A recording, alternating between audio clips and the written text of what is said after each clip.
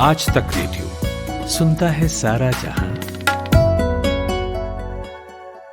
Cancer जैसी बीमारी का नाम सुनते ही मन में बेचैनी सी होने लगती है, क्योंकि ये जानलेवा भी है और अब तो आम बीमारी भी हो गई है। अब जरा सोचिए कि अगर आपके पूरे खून में ही कैंसर हो जाए तो। मैं ब्लड कैंसर की बात कर रहा हूं, जो खासकर भारत में आम बीमारी हो गई है। कीमोथेरेपी इसका इलाज बताया जाता है, लेकिन जरूरी नहीं है कि कीमोथेरेपी सक्सेसफुल ही हो जाए। फिर इसके अलावा क्या इलाज है? क्या विदेश जाकर ही इसका इलाज हो सकता है? नहीं, भारत में भी इसका बढ़िया और सही इलाज हो सकता है। आज हेलो डॉक्टर में इसी पर करेंगे बात। Hello doctor. हेलो डॉक्टर आज तक रेडियो की एक खास सीरीज है जिसमें हम आपकी सेहत से जुड़े टॉपिक्स पर काम की जानकारी आप तक पहुंचाते हैं स्पेशलिस्ट डॉक्टरों से बात करके। यानी अलग अलग बीमारियों पर मशहूर डॉक्टरों का ज्ञान, उनकी सलाह घर बैठे आप तक पहुंचती है हर मंगलवार सुबह आज तक रेडियो पर।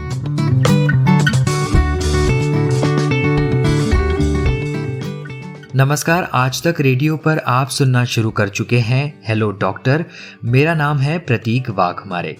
आजकल की भागदौड़ भरी जिंदगी, बदलते लाइफस्टाइल और गलत खानपान के कारण लोगों को कई बीमारियों का सामना करना पड़ता है। ये हम सब जानते हैं, लेकिन फिर भी देखिए ना कितनी समस्याएं हैं।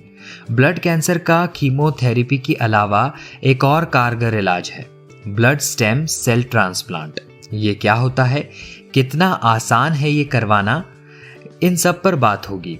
लेकिन उससे पहले ये भी जान लेते हैं कि ब्लड कैंसर क्या होता है और ये कैसे हो जाता है, और इससे जुड़ी तमाम बातें।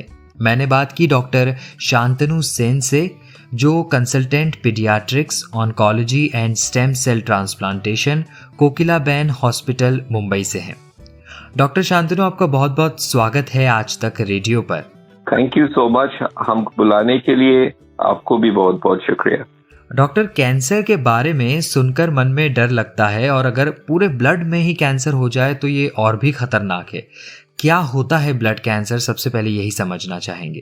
तो ब्लड कैंसर क्या है, जैसे आपने बोला, ये ब्लड के अंदर का जो सेल्स रहता है, जैसे व्हाइट सेल बोलते हैं, रेड सेल बोलते हैं, प्लाज्मा सेल, इसमें अगर कैंसर होता है, यानी वो सारा सेल अपने आप ही ग्रो करना शुरू होता, तो इसको ब्लड कैंसर बोलते। तो ये 3 तरह का ब्लड कैंसर रहता है।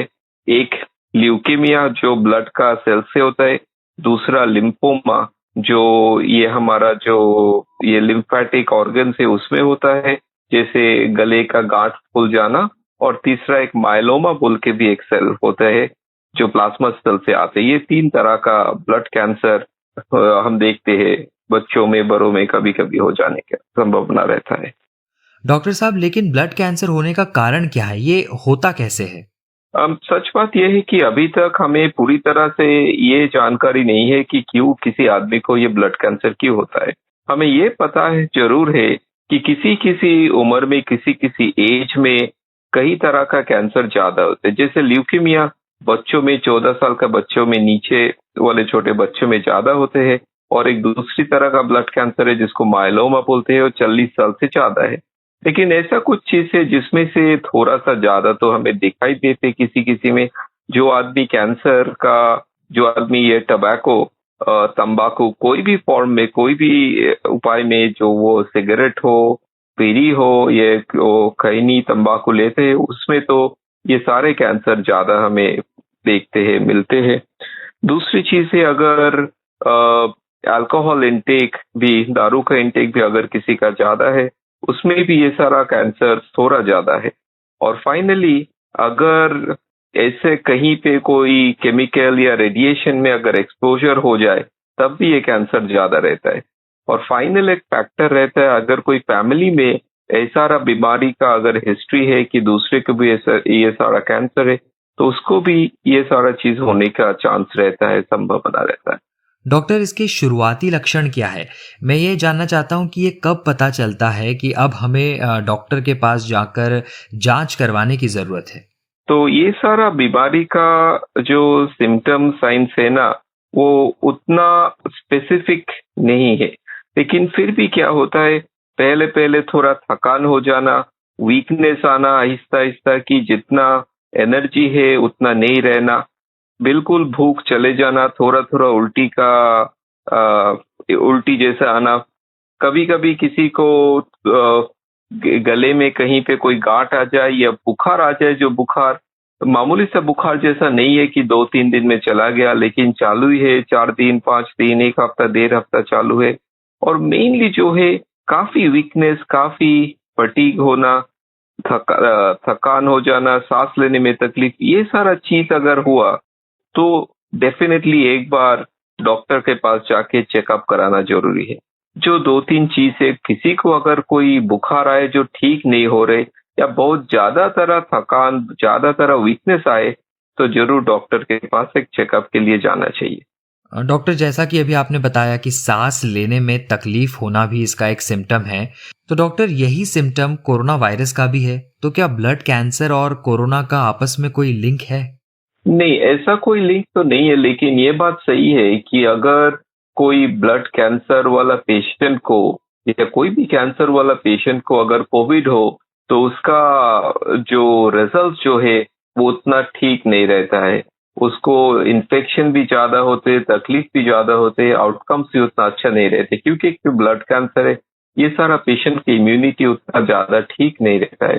तो इन्फेक्शन, कोविड के इन्फेक्शन उसे काफी वीक कर देते, काफी सीवियरिटी का कोविड बढ़ जाता है उन सब में। यानी ब्लड कैंसर वाले हाई रिस्क पर तो हैं।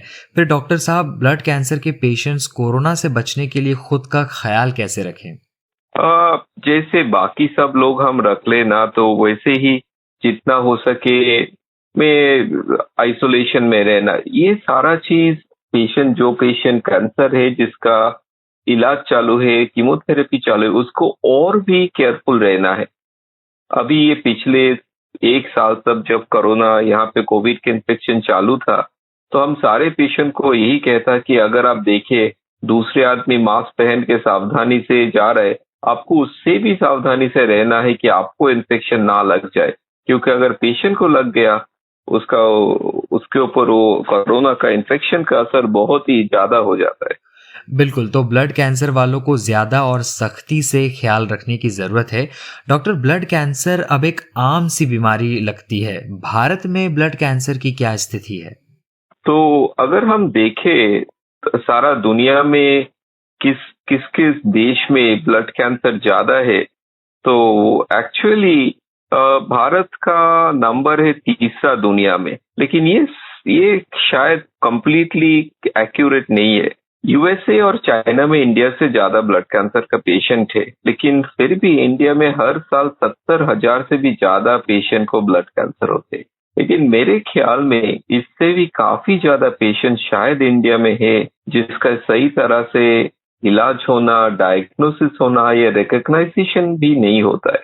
फिर भी 70,000 भी काफी हाई नंबर है, काफी ऊंचा नंबर है, और इसको भी सही तरह से ट्रीट करने के लिए गवर्नमेंट से भी काफी स्कीम्स अभी चालू है। मुश्किल है कि ये सारा ब्लड कैंसर का ट्रीटमेंट काफी सोफिस्टिकेटेड, सही जगह पे जाके ट्रीटमेंट कराना होता है, तो ये एक प्रॉब्लम है हमारा देश में अभी भी। तो हमने ब्लड कैंसर के बारे में तो जान लिया है, डॉक्टर साहब इसका इलाज क्या है, अब ये बताइए।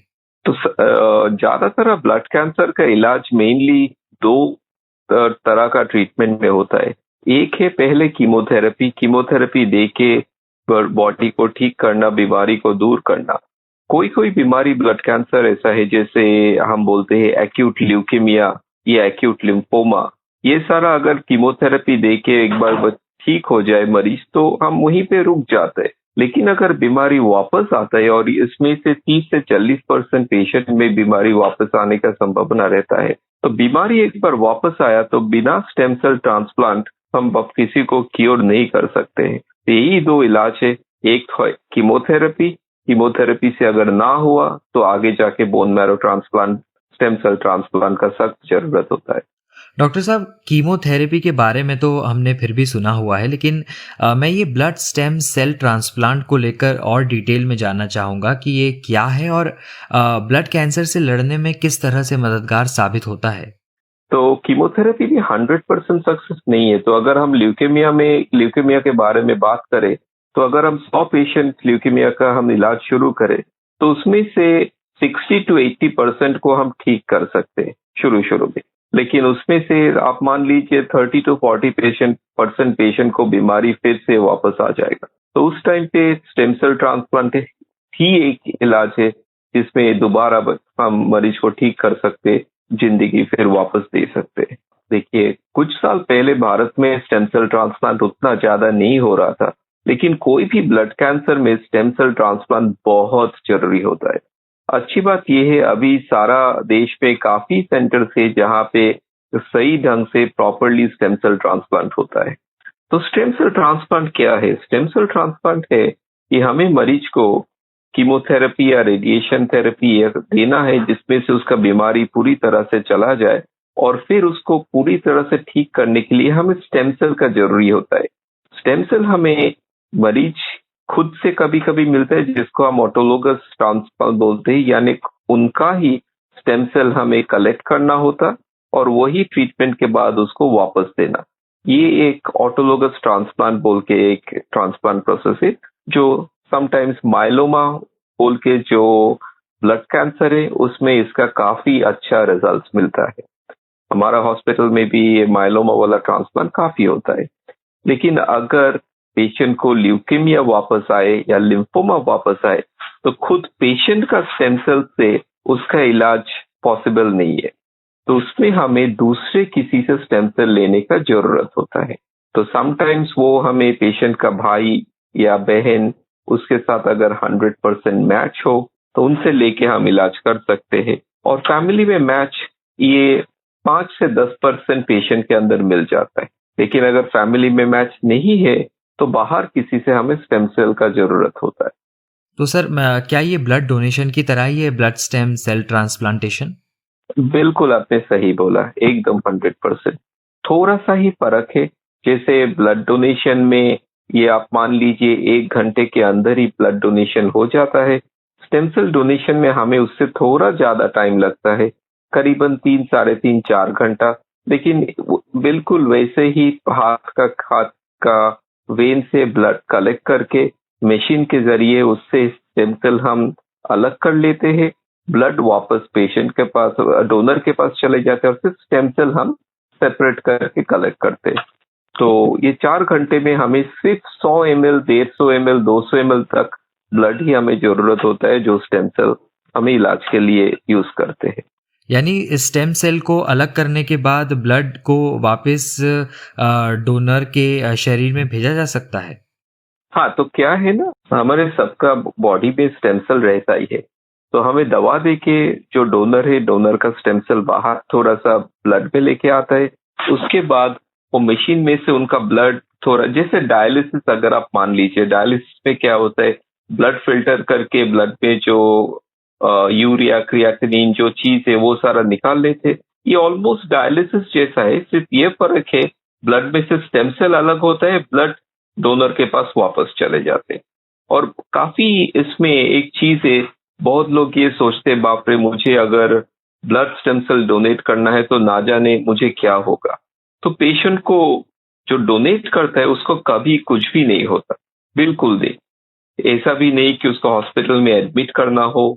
सिर्फ मुझे पेशेंट को हॉस्पिटल में 4 घंटे के लिए रखना है, उसके बाद पेशेंट वापस घर चला जाता, डोनर जो है वापस घर चले जाते, नेक्स्ट डे से ऑफिस करना शुरू, सब कुछ बराबर चालू रहता है।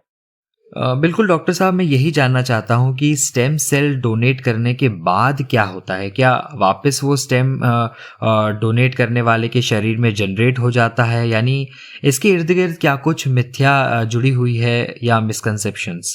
सही बात बोली आपने, क्योंकि सबका डर रहता है कि ये क्या किडनी डोनेशन जैसा है कि किडनी डोनेट किया तो हमारे पास तो सिर्फ 2 ही किडनी है। तो ब्लड स्टेम सेल हमारे बॉडी में हमेशा, हर मिनट, हर आवर, हर दिन तैयार होता है। अगर किसी ने अगर स्टेम सेल डोनेट भी किया तो उसका 4 से 5 दिन के अंदर उनका स्टेम सेल वापस बॉडी में तैयार हो जाता है। और ऐसा भी नहीं उसको एडमिट होना हो, हॉस्पिटल में रहना है, कुछ भी नहीं। नेक्स्ट डे से जो डोनेट करेगा वो ऑफिस में जाना, स्कूल, कॉलेज करना, सब कुछ वापस नॉर्मल से चालू रहता है। कभी भी कोई भी प्रॉब्लम नहीं आता। और ऐसा भी नहीं कोई ऑपरेशन हो कुछ भी हो, जस्ट ब्लड डोनेशन के लिए जैसे हाथ में एक छोटा सा नीडल है, बस उसमें से स्टेम सेल डोनेट करके वो बंदा किसी दूसरे का पूरा लाइफ बदल सकते, लाइफ सेव कर सकते।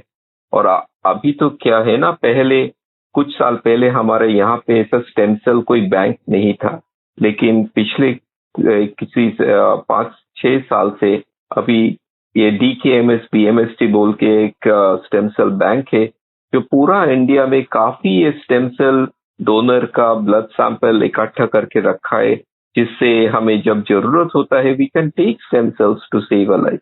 सर, कौन कौन ये स्टेम सेल डोनेट कर सकता है? डोनेशन के लिए हम चाहते हैं जो डोनर हो वो एडल्ट हो, यानी 18 साल से ज्यादा, और ऊपर वाला जो डोनर है उसका 50 से ज्यादा उम्र नहीं होना चाहिए। तो कोई भी एडल्ट 18 से 50 साल की उम्र के बीच में अगर हो तो डोनेशन के लिए फिट है। और दूसरी चीज, उसको ज्यादा मोर और लेस फिट होना चाहिए, दूसरा कैंसर वगैरह नहीं होना चाहिए, इतना ही है। लेकिन कोई भी, मेरे ख्याल में सबको ही blood donation, stem cell donation के लिए नाम रजिस्ट्री कराना चाहिए, क्योंकि इसका हमारा देश में काफी जरूरत है स्टेम सेल डोनर का।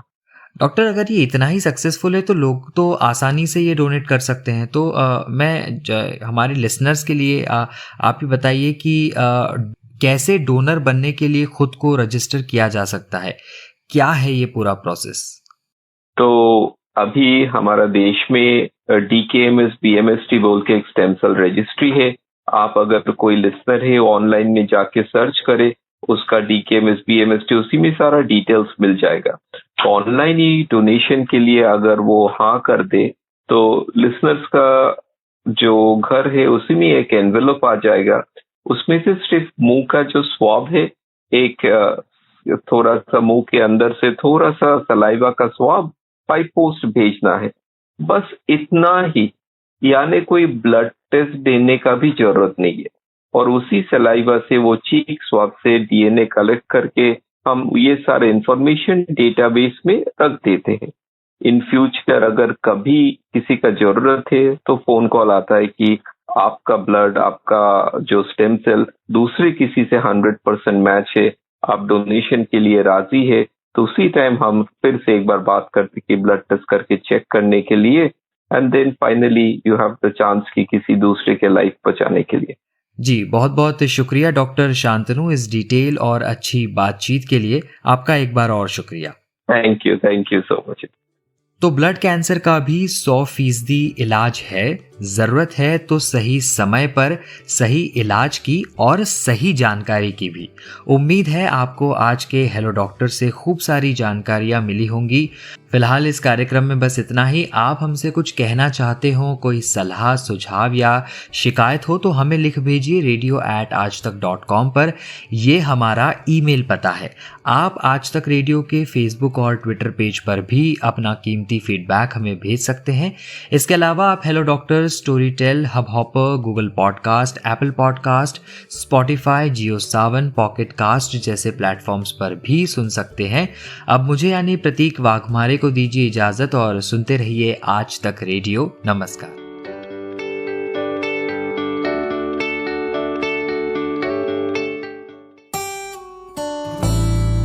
एक तार म्यूजिक का और एक तार पोएट्री का, दोनों मिल जाएं तो क्या बनता है? दो तारा।